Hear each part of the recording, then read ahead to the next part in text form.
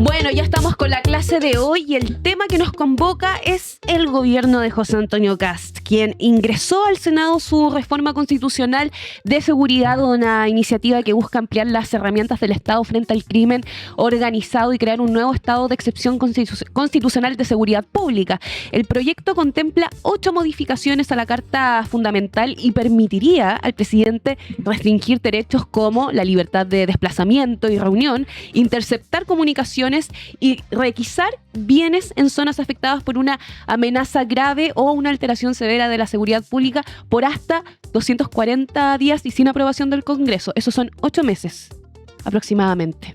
Para conversar este tema y más tenemos al abogado, al militante del Partido Liberal, fanático de Defton, un ratón de gimnasio. Bienvenido, Rodrigo Retti. ¿Cómo te va? Hola, muy buenos días, Seba, Geraldine. Un agrado estar contigo por primera vez, primera vez en el programa. Y un saludo a los turninos y turninas que nos ven. Aquí vengo a aportar un grano de arena en la discusión pública y también a sentarme en el lugar que estamos poniendo. Porque invito a la gente a ponerse con turno. Nosotros ya nos pusimos, no me acuerdo qué categoría es, pero como 20 lucas al mes. ¿En serio? Tú te pusiste en la categoría más alta. ¿Cuál es? Se llama mecenas. Mecenas. Eres como Lorenzo de Medici. Es como Lorenzo de Medici. Y preocupado. Yendo al grano, lo voy a decir con todas sus letras. José Antonio Kast está intentando robarse la democracia. Y el fundamento de ello, el proyecto de ley que presentó ayer, que me parece que es inédito en la historia democrática de Chile, que es sumamente grave y que la gente tiene que despertar la conciencia propia para entender lo que está en discusión. Aquí, la primera pregunta que aparece es: ¿José Antonio Kast va a presentar una reforma constitucional para reelegirse?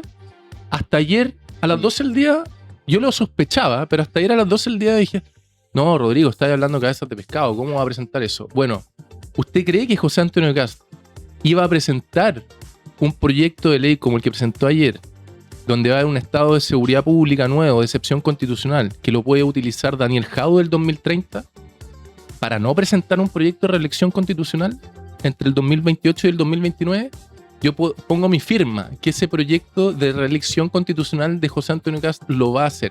No tan solo por lo que te estoy diciendo, de que es un despelote. José Antonio Kast puede hacer muchas cosas, pero imbécil no es. No va a ser este estado de excepción constitucional con todas las facultades que le otorga el presidente de la República para que el 2030 el Partido Comunista o el Frente Amplio pueda gobernar. Lo primero. Lo segundo, la gente tiene que entender una cuestión muy simple. Cuando se habla de estados de excepción constitucional se habla en difícil. Y hablar de derecho de asociación, de libertad de reunión, también es hablar en difícil. Yo se lo voy a poner en simple. Si le aprueban el estado de excepción constitucional a José Antonio Kast, tal como lo presentó José Antonio Kast, va a poder mandar a detener personas sin orden judicial. El estado de excepción constitucional de seguridad pública es un híbrido entre el estado de sitio y el estado de asamblea, que es para guerra interna, para guerra civil y para guerra externa. Chile versus Perú en un símil de la guerra del Pacífico. Entonces, aquilatemos y ponderemos lo que está en juego, porque bajo esta lucha contra el crimen organizado, que evidentemente se debe hacer, nadie está diciendo que no se establezcan nuevas herramientas para combatir el crimen organizado. Subrepticiamente, este personaje está intentando llevarse la moneda para la casa. Y con esto termino a título introductorio. Yo hago un llamado a la oposición de que en el contexto, porque aquí hay dos artículos que son importantes de entender. Uno, que el estado de excepción constitucional de seguridad pública lo puede establecer José Antonio Kast solo, sin preguntarle a nadie, sin pedirle la autorización a nadie, por hasta 240 días. Y segundo, se va a crear una lista negra en donde van a incorporar organizaciones, van a incorporar al Tren de Aragua, a los Carejarro, a todo eso es típico, con 2/3 de aprobación del Senado.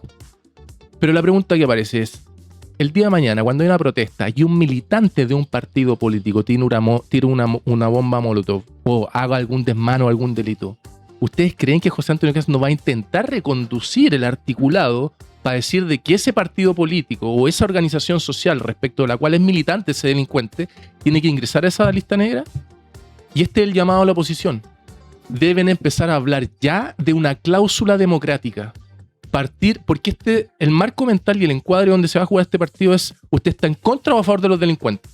Estoy en contra de los delincuentes. Hagamos un estado de excepción constitucional nuevo para perseguir al Tren de Aragua, pero pongamos una cláusula inmediata, de que este estado de excepción constitucional no se va a poder ocupar para perseguir disidencias, periodistas, partidos políticos, organizaciones sociales. Ayer justamente Mónica Rincón, en Tolerancia Cero, le hizo una pregunta bien incómoda al ministro de Seguridad, Martín Arrau. Si estamos hablando de un estado de excepción que puede llegar a los 240 días, ¿en qué momento una medida excepcional deja de ser excepcional? Y el argumento de Arrau es que hoy estamos cansados, o más bien los parlamentarios, senadores, de renovar una y otra vez los estados de excepción, particularmente por la macrozona sur. ¿Te convence esa explicación? No, es que yo echo de menos, bueno, Mónica Rincón es la periodista más preparada de Chile, pero yo echo de menos periodistas preparados. Evidentemente, un estado de emergencia en la Araucanía, donde en la práctica lo que ocurre es que tenéis checkpoints de militares parando autos, no es lo mismo que un perímetro en Plaza Italia donde un militar o un policía te puede venir a detener por orden del presidente de la República. Esa es la gran, gigante diferencia. Entonces, evidentemente, claro, en el estado de emergencia cada vez tú tienes que ir a pedirle la autorización al Congreso cuando las restricciones de las libertades, de los derechos de las personas son de menor entidad que este nuevo estado de excepción constitucional, que son de mucha mayor entidad las restricciones. Te pueden detener por orden del presidente. O sea, entendamos, si eso es de lo que se trata. Entonces, ¿es atendible el argumento de Arrau? Entendiendo que este nuevo estado de excepción ordena o puede permitir detener personas por parte del presidente de la República. Ahí se cambia el encuadre, ahí se cambia el marco, porque Arrau te está diciendo la eficiencia, te está vendiendo gato por liebre. No, es que miren, en el Congreso cada 15 días hay que aprobarlo de la Araucanía. Sí, pero con restricciones de derecho mucho menores. Evidentemente necesitamos que la oposición incorpore articulados que en este marco, que yo creo que la batalla comunicacional en el Mercurio, en los matinales, en Tele 13, ya está perdida. O sea, ya el Tren de Aragua, contra o a favor del Tren de Aragua. Y dado de que esa batalla comunicacional está perdida, hay que empezarle a poner como adornos a este árbol de Pascua nuevo que permitan restringir el autoritarismo de las medidas que hoy día están establecidas en este nuevo estado de excepción de José Antonio Kast. Uno de los aspectos relevantes que tiene, que creo que es muy importante poner sobre la mesa, es el cambio al primer artículo de la Constitución, que quieren incorporar que la seguridad pública es un deber del Estado. Eso es alterar la base de lo que es nuestra Carta Magna. También el hecho de las prestaciones de salud que quedan inhabilitadas para cualquier persona que haya cometido crímenes de las magnitudes terroristas, de narcotráfico, crimen organizado. Y ya la misma ministra May Chomalí dijo que eso va contra toda lógica de razón. Epidemiológicamente eso no puede ser. Y también ayer se conversaba en Tolerancia Cero respecto a lo que son los derechos humanos. Y ahí había una contraposición entre la idea de qué es más importante. Llegaron a verse el derecho a la vida, el derecho a la naturaleza. No eran lo mismo. Entonces hay un nivel del debate que pone sobre todo adelante esta idea de seguridad pública, pero a costa de libertades, de derechos civiles, de derechos humanos. Entonces, ¿hacia dónde estamos avanzando cuando nos van a cambiar el primer artículo de la Constitución y bajo la excusa que, estoy en el mismo tono que tú, Rodrigo, todos estamos en contra de que avance el crimen organizado, de que avance, que se detenga el narcotráfico en nuestras ciudades, en nuestros pueblos, que no haya terrorismo, pero yo creo que no a costa de cualquier cosa. Exactamente. Y usted póngale, porque ver las piezas del puzzle separadas no permiten ver la imagen completa. Otra pieza del puzzle separada que está dando vuelta por ahí, incorporémosla en la imagen. ¿A quién idolatra José Antonio Kast? Recep Tayyip Erdogan, Turquía. Nayib Bukele, El Salvador. Víctor Orbán, Hungría. ¿Qué hicieron esos presidentes en el poder? Bajo la lucha contra el crimen organizado, que tiene una venta muy importante, y todos nosotros estamos a favor de la lucha contra el crimen organizado. Pero bajo esa venta de producto, te meten por debajo articulados autoritarios que devienen en dictadura para posteriormente perseguir. Lo que está preparando también José Antonio Kast es que el día de mañana haya un estallido social y pueda salir a detener y a matar a mansalva. Eso es evidente lo que está. No quiere que se produzca un 2019 nuevamente. Y yo, el tema de la reelección, ustedes como periodistas tienen que empezar, yo creo, una humilde sugerencia de este servidor público. Tienen que empezar a meter este tema como si algún día les toca entrevistar a alguien de derecha, hablen de la cláusula democrática. Ok, persigamos al tren de agua. Podemos poner excepciones de no perseguir a partidos políticos, organizaciones. Si hay un atisbo de duda, usted ya sabe, ya identifica para dónde va. Porque cualquier demócrata te podría decir, sí, estoy de acuerdo con esa excepción. Y es muy importante que esto se comprenda por parte de los medios de comunicación para poder hacer las preguntas correctas. Y otra pregunta correcta era, usted, señor Kast, usted, señor de derecha, está creando este estado de excepción constitucional donde el presidente de la República puede mandar a detener sin orden judicial para que venga Daniel Jadwe el 2030. ¿Están creando ese hijo para Jadwe? ¿O para alguien del Frente Amplio? Y ahí cobra sentido la reelección de José Antonio Kast. Porque está copiando también lo que hicieron en El Salvador, lo que hicieron en Turquía, lo que hicieron en Hungría. Entonces, por eso es tan grave esto. Y hay que nombrar las cosas por lo que son. Esto tiene hocico de perro, cola de perro, orejas de perro, pero parece que todavía no le podemos llamar perro.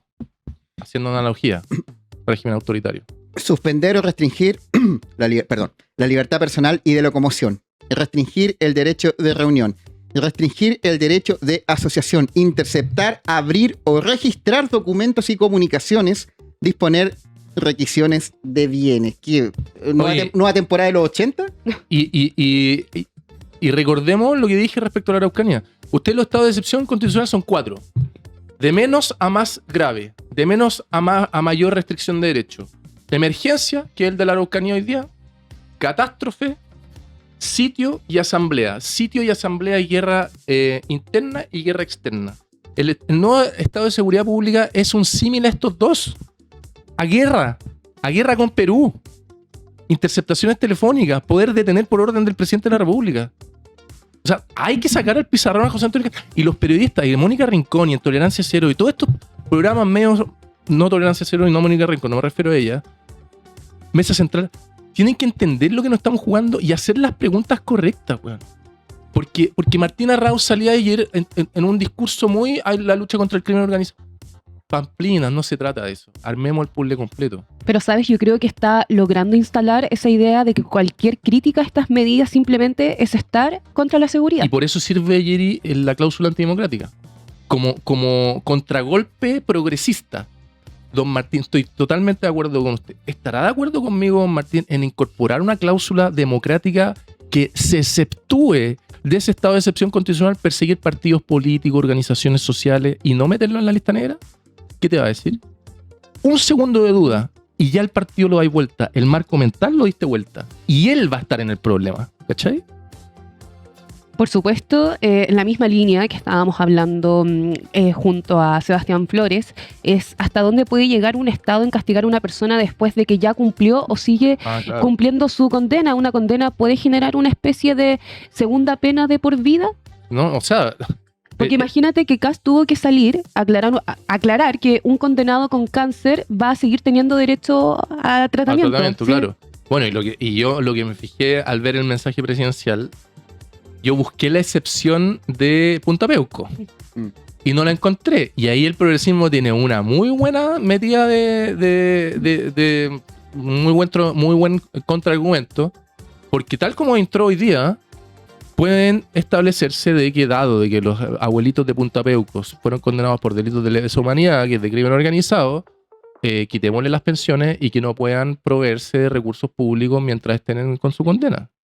¿Qué van a decir ahí en la derecha? Bueno, y es más allá de ese movimiento de pieza de ajedrez, me parece muy propio de las derechas del siglo XXI que a los problemas simples, a los problemas complejos le dan soluciones simples, como el condenado de crimen organizado no tan solo tiene que perder su libertad, sino todos los derechos. Bueno, y ese condenado de crimen organizado, el día de mañana que salga a la calle y tiene tuberculosis. ¿No le vamos a poner una inyección para que impida de que la tuberculosis se vaya propagando con las personas buenas del lado? O sea, es una locura total lo que estamos viendo. Mira, tenemos un super chat y justamente acá Xderae nos dice, en especial a ti, Rodrigo, ¿cómo te banco? Gracias por decir las cosas como son.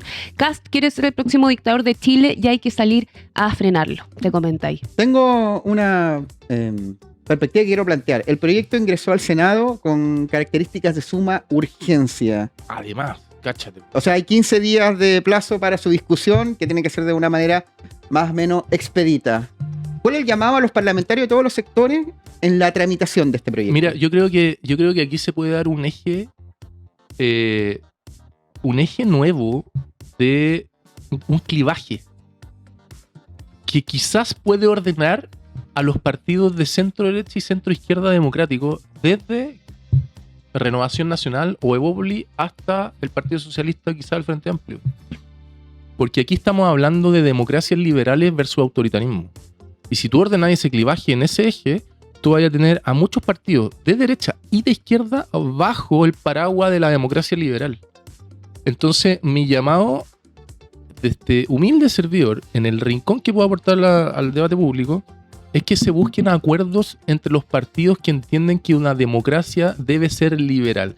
Se le deben establecer contrapesos a la mayoría. El presidente de la República, José Antonio Kast, solo cree en la democracia a secas, no en el contrapeso liberal. Y para esto va a ser muy importante la coordinación de la oposición, buscando acuerdos con los que no me cabe duda de que en Evópoli y en Renovación Nacional hay muchos congresistas que entienden la importancia que tiene oponerse a este proyecto constitucional. Quiero volver brevemente al tema del ACOT, que yo lo voy a decir todas las veces, también lo dijo Daniel Matamana en su columna dominical. Le pusieron ACOT para que se parezca a Secot, para que la gente diga, como Bukele. Pues si tiene cola de perro, tiene oreja de perro. Claro, y, digamos, el plan Cancerbero, que fue un streaming que tuvo la estética también de cómo subyugan a los presos en El Salvador. Y también le hicieron un guiño a Lice, hay que decirlo, Donald Trump. Y también toman de la estética trumpista estos reels con canciones de NSYNC, haciendo una mezcla muy extraña porque estás viendo algo terrible con una canción alegre, que la gente recuerda por Deadpool de repente y ahora pasa a ser parte del gobierno de Kast. Canciones de Rage Against the Machine, que yo no entiendo si la gente que está en el gobierno entiende lo que es Rage Against the Machine como banda, que es una banda profundamente de izquierda. Totalmente anticapitalista. Y que ocupan Bulls Parade, que tienen críticas terribles. Entonces, claro, no sé si está esa comprensión. Y bueno, canciones de Metallica también, que ahí creo que sí, porque los de Metallica siempre han sido medio republicanos para sus cosas. Pero más allá de eso, esa estética trumpista bukeliana, es algo que es nuevo en este gobierno, que lleva 5 meses, pero después del mensaje presidencial de la COT, aparece sobre la mesa como esa estética, el streaming del plan Cancerbero, ahora el proyecto de ley pseudo dictatorial, o ¿cómo se llama? Criptodictatorial, como le gusta decir a mi amigo Nico Copano. ¿Qué estamos viendo en esta etapa del gobierno de Kast? Estamos viendo un diseño comunicacional dirigido directamente a bajar la sensación de inseguridad, porque deben comprender, querida Yeri y querido Seba, de que los datos de seguridad pública de hace 15 años al menos, en la encuesta urbana de seguridad ciudadana, exhiben de que la victimización de los chilenos, es decir, cuántos chilenos fueron víctimas de delitos, está entre 1 y 2 por cada 10, aquí abajo. Entre 1 y 2 de cada 10 son víctimas de delitos, pero 9 de cada 10 tienen una sensación de inseguridad altísima. Entonces, ¿qué explica esta disociación? Y la misma ENUS da esa respuesta, porque indica de que la fuente de percepción de la delincuencia, de la inseguridad, la mayoría de las respuestas se van un 50% a los medios de comunicación, a los programas de televisión. Esa es la respuesta que la ciudadanía en la encuesta más profesional de seguridad pública le otorga a la fuente de percepción de inseguridad. Después vienen experiencias personales, lo que le contó el vecino, etc. Entonces, ¿cómo tú utilizas los medios de comunicación tanto para inocular sensación de inseguridad, tanto para mejorar la sensación de inseguridad? Si quieres inyectar sensación de inseguridad, vas con todas las noticias durante los 4 años de Boric, partes con 10 noticias de homicidio y de robos con violencia. Aumentamos la sensación de inseguridad. La forma de darlo vuelta es mostrar estos formatos hollywoodenses de comprensión de la seguridad que para esos efectos yo creo que les va a funcionar al gobierno, va a ser efectivo de acuerdo al objetivo buscado, pero es una estafa piramidal de seguridad pública para la gente, porque eso no significa menos delito. Hay una facultad que me parece especialmente delicada. Durante este nuevo estado de excepción se podría interceptar, abrir o registrar documentos y comunicaciones. Y por supuesto, quiero utilizar tu expertise en abogacía, Rodrigo, y quiero saber las diferencias que hay entre esta herramienta y las facultades de interceptación que ya existen en una investigación penal hoy en día. La facultad es súper simple. La facultad de interceptación telefónica te la debe autorizar un juez de la República. Esto es bien parecido al debate del secreto bancario. Uh-huh. Y en algunas dimensiones se puede utilizar a favor de lo que piensa uno y en otras a favor de la derecha. Pero en general, la interceptación telefónica es una medida intrusiva de alto estándar, de alta afectación de derechos y libertades, que un juez de la República lo debe aprobar. Hoy día, por la sola disposición de José Antonio Kast, te pueden cortar, pinchar el teléfono e interceptar las comunicaciones de todo un cuadrante de un sector de la región metropolitana. Y del punto de vista de los proyectos de ley, que son 30, ayer el ministro Rau decía que que estamos conversando ahora, las 8 medidas, que antes eran 11, Uh-huh. es el primero de 30. O sea, vienen 29 más bombas como esto, y le pongo bombas porque creo que así impactantes van a ser. Creo que la estrategia de inundar la zona no ha dejado de estar sobre la mesa. Así es. Así que el llamado debería ser a la ciudadanía que esté atenta, porque yo tengo igual un poco de desazón, porque nosotros somos el 1 o el 2% de la gente que habla política todo el día y que exuda política. Pero el 98% restante está viajando para ir a su pega, para ganar sus lucas y poder pagar las cuentas. No está muy pendiente de esto. Entonces le van a vender la lucha contra el crimen organizado y la va a comprar. Y por eso es importante entender esto, no en código, reitero lo que dije al inicio, no en código de articulados, de derecho, de por qué afecta contra el derecho. Si tú habláis contra la ACOT desde una perspectiva de derechos humanos, perdiste el marco conceptual y mental de la gente. Si tú le das vuelta y le decís, van a empezar a perseguir opositores, la gente va a poder entender o al menos tener un input de dudar de lo que se está haciendo. Me interesa mucho esa perspectiva que planteaste, porque tú que eres abogado y te toca ocupar un lenguaje técnico, leguleyo, difícil, fome, ¿cómo lo hacen o cómo lo pueden hacer los políticos, los periodistas también, los comunicadores en general, para no hablar en difícil? Porque veo que no pueden, realmente no lo pueden hacer. Yo el otro día le pregunté a una persona, ¿me puede explicar para un niño la diferencia entre las listas del Frente Amplio? Se lo pregunté a varios y les cuesta. No les es fácil y terminan ocupando palabras que no son para niños. Bueno, y uno de los elementos que explica el auge de la ultraderecha es precisamente este, porque toman problemas muy complejos y delincuente bala. Lo entiendo y lo comparto, pero ¿y si no es delincuente? Y la complejización que en general hacemos los progresistas implica de que tengáis que empezar a hablar en más difícil. Pero traducirlo al lenguaje fácil es el arte respecto del cual yo creo que si el mundo de izquierdas logra destrabarlo, vaya a estar en igualdad de condiciones en esto que se llama batalla cultural. Y por eso a mí me importa hablar de esto, de la reforma constitucional desde la perspectiva de la cláusula democrática. Hablemos de la cláusula democrática de inmediato. Marco mental, vamos a empezar a perseguir a políticos y opositores. No, pero ¿cómo se le ocurre al señor Rettig? Bueno, entonces pongamos la excepción en la Constitución. Ah, no, es que ¿qué pasa si el partido...? Y ahí se despierta de inmediato la mente del ciudadano pensante y reflexivo, ¿cachai? Son 2 minutos para las 11 de la mañana y tenemos una alerta, Rodrigo y Sebastián, porque justamente hay un nuevo problema para el Partido de la Gente. El CERVEL rechazó la inscripción de su nueva directiva nacional después de detectar irregularidades en el procedimiento informado por el partido. Todo esto parte el 14 de julio, cuando Rodrigo Batuone renuncia a la presidencia del PDG. 6 días después, el 20 de julio, Denise Catalán, como presidenta subrogante, informa al CERVEL la nueva composición de la directiva. Informa la segunda. El problema es que el partido informó una directiva donde aparecía Franco Parisi como secretario general, pero omitió 4 cargos que estaban contemplados en los estatutos: segundo vicepresidente, tercera vicepresidenta, primer director y segundo director. Oye, complejo, porque estaba justo Franco Parisi desplegado en muchos medios de comunicación anunciando que suman un nuevo diputado a su bancada, están creciendo, están en conversaciones con más gente, están preparándose ya para el 2030 con perspectiva, pero este golpe vuelve a una duda que ha circulado alrededor del partido de la gente, que es su integridad. ¿Ustedes se imaginan al partido de la gente, a Franco Parisi, con la atribución de José Antonio Kast de poder mandar a detener personas? ¿Ustedes se imaginan a ese lugar tenebroso que es el partido de la gente, que uno y otro año, poca transparencia, cargos que le levanta el CERVEL, ahora el Ministerio Público lo está investigando? Por eso es importante entender y armar el puzzle completo, porque este partido, que es un partido que a mi modo de ver es una estafa piramidal política, lo he dicho ya y lo he explicado en bastantes oportunidades, tiene que rendir cuentas, no tan solo ante el servicio electoral, no tan solo ante los tribunales electorales tradicionales, sino ante el Ministerio Público y la justicia. O sea, yo espero que este caso que está investigándose en el Ministerio Público se transparente, idealmente se formalice si es que hay que levantar cargos, pero la conducta refractaria a la normativa electoral del partido de la gente es continua en el tiempo, es contumaz.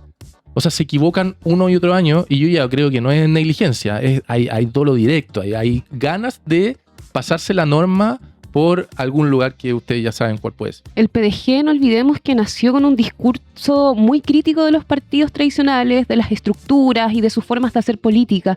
¿Qué lectura haces tú, Rodrigo, de que hoy sea el partido y el propio CERVEL que le diga ustedes no cumplieron ni siquiera con sus propios estatutos? Es una contradicción política importante. O sea, están cayendo básicamente en la misma crítica que le hacían una y otra vez a otros partidos. Pero lo que más me llama la atención, Jerry, es que el 2024...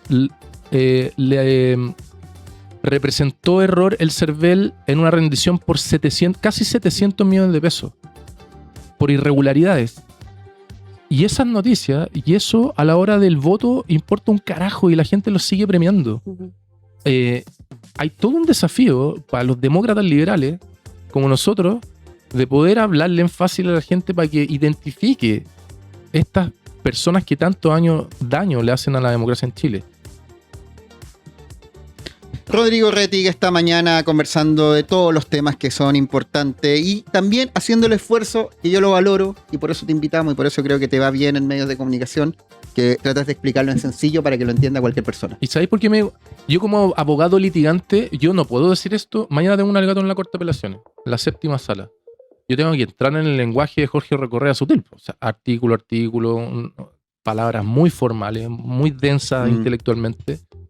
Pero la cancha política, y esto me lo movió cuando me puse a estudiar ciencia política, aquí se juega el partido.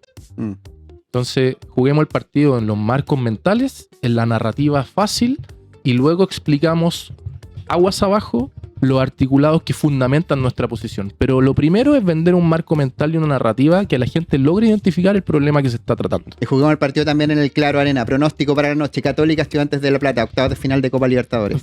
Por penales pasa Católica 4-2. Espero, cruzo los dedos. Madre que estás en el cielo, escúchame, por favor. ¿Empate a 1 en cancha?